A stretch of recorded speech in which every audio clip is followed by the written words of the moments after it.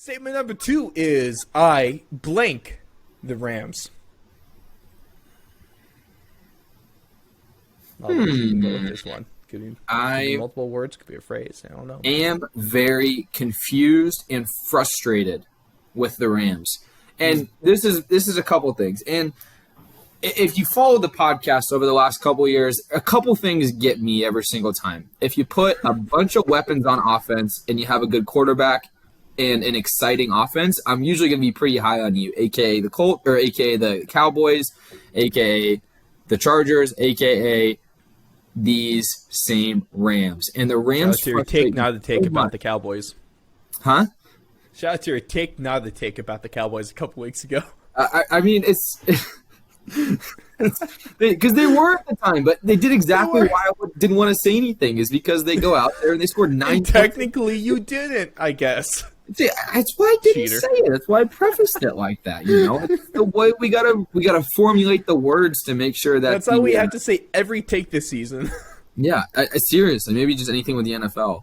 But yeah, I mean, the Rams just piss me off because you think they'd be very, very good. They have every single talented player on defense that you could ask for, and they're just bad still. And so I don't know if it's everyone's divas, it's an LA thing, they're just soft, but it's hard to be soft with Aaron Donald and Jalen Ramsey on your team. Their offensive line now is going to shit, and I don't know, man. They're so frustrating.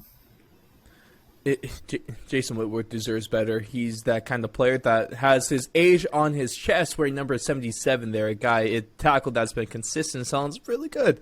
I feel like he's the most underrated player on that team, one of the most underrated offensive linemen in that league. So I just want to shout them out every time we talk about the Rams. Of course, I do have a big old crush in the soft spot for any offensive lineman. And so whenever I get the chance to, Alex, you listeners know, I like to shout them out because the big boys up front deserve a lot more respect.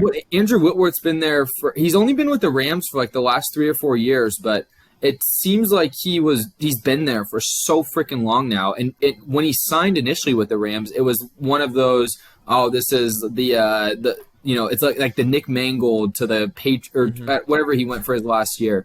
Who has the greatest beard in the league. Incredible, yeah. But it sounded like it was one of those go there for a year and, right off into the sunset. But he's been there for like 3 or 4 years, and he's not slowing down. He's the Tom Brady of offensive linemen at this point in time. 1,000,000% is. Absolutely isn't.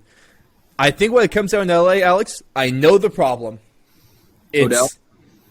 Their horrific uniforms. They're still so bad ever since they were initially conceived. But I honestly, I really do like the blue and the yellow color. It's almost like the blue and the gold. I don't like the color scheme is good. I don't like the old school colors though, like the bronze. With their throwback, not the throwback whites are really good. Those the color rush whites. Are slick. Those are awesome. Because especially with the blue numbers too, and the blue hat, and the blue helmets. But they're not a stupid color like bone white. Who does bone white? Just call it gray. That's what bone white is. It's gray. Okay, and gray doesn't look good in football. It just doesn't. Agreed. There's my uniform rant of the day. The takes that really matter, Alex. We don't no bone gray anymore. Get that out of here. Bone gray is stupid. Okay, get that out of the car wheel. That's the take I want to die on here this season, Alex. Bone gray sucks. Agreed. Oh, what a show! All right, last but not least, what the blank, Alex? Because blank is the current MVP. Oh, dude, I hate this. I hate this so much because it's going to change next week. Current, just got to say current as of week 12. Preface it solely from week 12. Justin Tucker. Justin Tucker is the MVP because Justin Tucker is one of the only players in the NFL that I can specifically point to and say you are the reason there is a W and not a loss. Yes. Justin Tucker. They were losing, and he kicked a 60, or what was it? 64-yard field goal, and they were losing as time expired. He physically got a win. He saved them from losing to the Lions. Yes. Well, the Lions. It's the Lions that are winless still. Oh, my gosh. Justin Tucker's the MVP. I cracked the code. Alex, I freaking love this take, man. And talk about what guy in the league can almost guarantee you 3 points just by getting across the 50-yard line.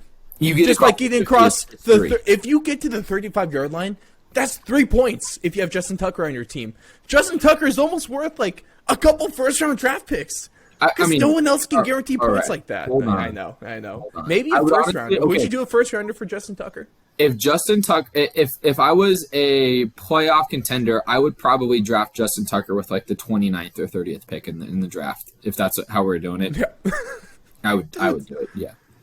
Alex, you win week 12 with that take. I freaking love that one. Justin Tucker, ice in the veins, the most clutch player in the league, and I think he's still behind Adam Vinatieri for greatest kicker of all time. No. Absolutely not. No, Adam in terms of resume. Adam Vinatieri screwed himself by missing like a million kicks in Indianapolis this last couple of years. He's pulling the Big Those last Ben. couple of years. Hey, to be fair, Justin Tucker still has time to pull a Adam Vinatieri. I hope not. I know, but I'm really saying hope not. until he does that, he's got Vinatieri's got the little demerit on his record. Justin Tucker's clean right now. Justin Tucker's so.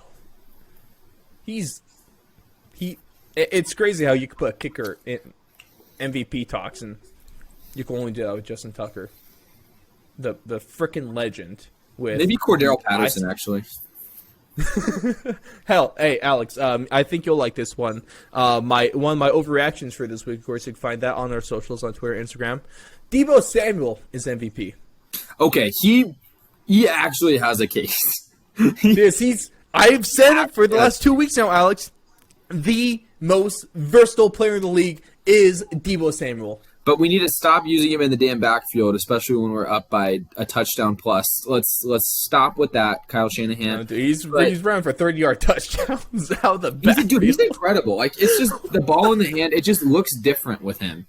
And yeah, I mean, don't get me started on Deebo because he's got a freaking groin injury now, and he's going to be out for 1 or 2 weeks, and his explosiveness is going to be shot. But Screw my fantasy team, Alex. Hey, but over the last couple weeks, in my lineup, I've been able to start Jonathan Taylor, Austin Eckler, and Deebo Samuel. That'll help your team out a little bit. There's a reason I'm 10-2 right now. Yeah, that'll help your team for sure. I freaking love those guys, and I love Deebo Samuel. He was a late round pick for me. I know, it's just incredible value. Incredible. Bless you, Deebo Samuel. You're the most versatile player in the league. Get back healthy. Yeah, please come back healthy for my fantasy team. I beg you.